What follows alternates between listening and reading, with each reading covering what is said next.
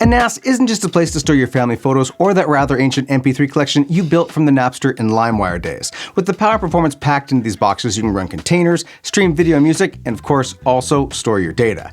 We've reviewed quite a few different NASs from the past, from heavy hitters like IX Systems all the way down to Synology and QNAP, and today we're taking a look at this. The F4-432 from TerraMaster. Let's dig in. Hey there, Homelabbers and self-hosters, Rich here. TerraMaster reached out a few weeks back to ask if we'd be interested in taking a look at the F4-432 4-bay NAS. TerraMaster markets this unit as a high-performance NAS for small and medium businesses, and this being my first experience with anything from TerraMaster, I'm going to put it through its paces, test its performance, and see if the marketing term high performance is actually applicable to this unit. Let's take a look at the specs.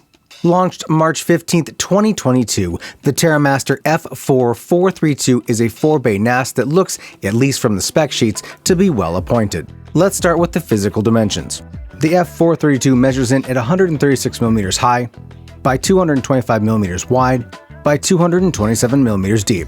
Its design is the typical 4-bay NAS layout we're all familiar with 4 3.5-inch hot swap dry bays, hard disk, LAN, and power indicator lights, and a single power button all up front for easy access. Around the back, we find two very pronounced 80mm fans for cooling, an HDMI video port, two USB 3 ports, two 2.5 gig Ethernet ports, and a 12-volt DC power connector for the power supply. Let's talk internal specs of the F4-432. This little NAS rocks a quad-core Intel Celeron N5095 with a base clock of 2 GHz and a burst to 2.9 GHz. For RAM, the F4-432 comes standard with 4 GB of DDR4 2400 MHz RAM, upgradable to 32 GB via the two SODIMM slots on the mainboard. As previously mentioned, the NAS supports 4 3.5 or 2.5-inch SATA disks via the hot swap bays up front with a maximum total raw capacity of 80 TB. The drive sleds are toolless and installing hard disks is painless. Internally, the F4-432 also supports two M.2 NVMe SSDs, which can be used for either read-write caching or as a storage target as well. The TerraMaster F4-432 is available on Amazon and retails for around $500 without discs. The exterior build quality is on par with the likes of QNAP and Synology, and it's an attractive-looking little unit. The drive sleds remove easily and click back into place securely, and the overall unit feels well built. So it looks nice on the outside. How's the user experience? Like all the typical NAS competitors on the market, the TerraMaster F4-432 has a web desktop user experience that TerraMaster calls TOS, which feels familiar. Once you run through the initial setup process, which walks you through creating a drive layout, a new admin user, and downloads of full OS, you're greeted with the desktop sporting a cute little pug. After roaming around in the UI, you begin to get a feel for the difference between the F4-432 and its competitors. The user experience isn't on par with the likes of Synology in terms of the full desktop experience, but it is pretty darn close. The entire user experience works well, is snappy for the most part, and does a fine job. In terms of functionality, the NAS provides typical features like installable apps, container support, backup functionality, and of course, NAS services. Let's get down to testing the unit. TerraMaster calls this a high-performance NAS, and with its 2.5 gig connections, we expect to be able to move data at those speeds. Here's how we tested it.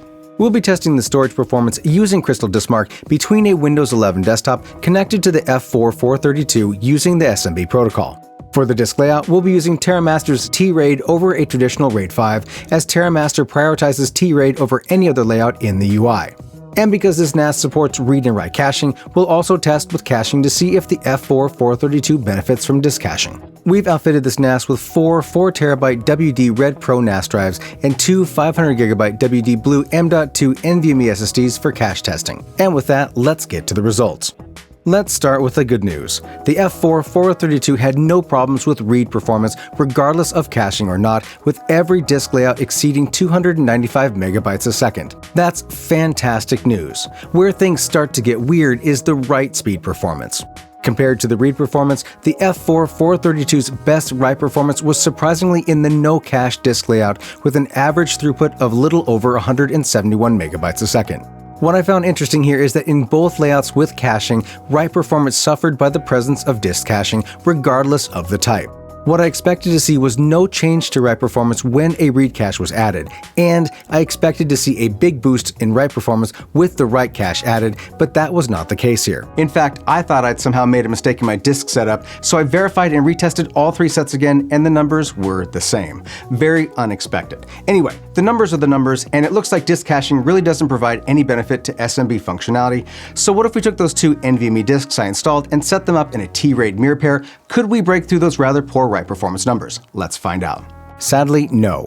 There was little difference in performance using NVMe disks as the storage target on the F4-432. Average read speeds were the same as the mechanical disk layout, and the write speeds essentially matched the non-cached 4-disk layout as well. Whatever is limiting the F4-432 from reaching its full potential, it's definitely not the disk type that's doing it. For the sake of simplicity, I'm only showing you the results of the sequential 1 MB block test with a queue depth of 8. I chose to show you only this test out of the others because it's the best case scenario performance test. I also tested sequential with the queue depth of 1, as well as random rewrite at both a queue of 32 and a queue of 1. If you guys are interested in those raw numbers, let me know and I'll make them available via Google Sheets or something like that. Anyway, there are a few other interesting things I want to talk about with this unit, and the first thing up is the inclusion of an HDMI port on the back. In my opinion, the TERRAMASTER F4-432 is essentially a low-powered general-purpose PC running Linux. And I say this because of things like this. When you boot up the unit, you're greeted with an AMI BIOS boot screen. Now, there's nothing wrong with this, it's just unusual for an appliance like a NAS to expose something like this. Another thing I found fascinating was this little USB thumb drive plugged into a USB 2.0 slot on the motherboard. There are no markings other than 2 little ink dots on top of it. It's 128 megabytes in size, and I couldn't read it or get it to mount on my other Linux systems. But I was able to make an image of it, and maybe I'll figure out what's on it later. My guess is it's the bootloader image for the NAS that's used for first-time setup before the system downloads the full TOS OS with all of its GUI goodness. Again, I point this out because it's the first time I've seen anything like this in a NAS appliance before. Both QNAP and Synology have the same basic bootloader software approach as well, but they typically store that in a piece of flash on the main board and not a removable USB stick. Anyway, oddities out of the way, there are a few things I did like and that stood out for me. TerraMaster does seem to care a great deal about the security of the NAS, which is really great to see. When you log into TOS for the first time, they get their Security Advisor app right up in front of you to help you secure and lock down your unit. And when I had SSH turned on as part of my research into testing the unit, the instant I logged into the console, the web desktop popped up a warning stating that someone had logged in via SSH. And while you might think that's not a big deal, I've never seen Synology do that, and I wish they would. So my final thoughts are this. In terms of storage performance, I didn't feel like the F4-432 lived up to the high performance marketing label on their website. But if I'm being honest, the biggest issue I have is not the storage performance, but the fact that the unit costs $500 and performs as it does. Don't get me wrong, it is a flexible platform and has a lot of promise, but that price tag puts it in a realm where I expected it to have better write performance. It's still more affordable than similar sized offerings from Synology and QNAP, but not by much. And in the crowded market of NASes for home and SMB, you need to bring your A game every single time. And that, friends, will do it for this video. If you liked it, throw us a thumbs up and a sub, and if you have a beef with anything that I said, get down those comments and tell me. Special thank you to our YouTube subscribers for supporting what we do here on the channel. You guys are awesome, and without you, we couldn't do what we do. If you'd like to support us, check out our YouTube memberships or buy a piece of swag. It all helps us keep making videos. And now that you finished watching this video, how about checking out this playlist over here of other great storage reviews we've done in the past? If you're looking for your next great piece of storage gear, we can help.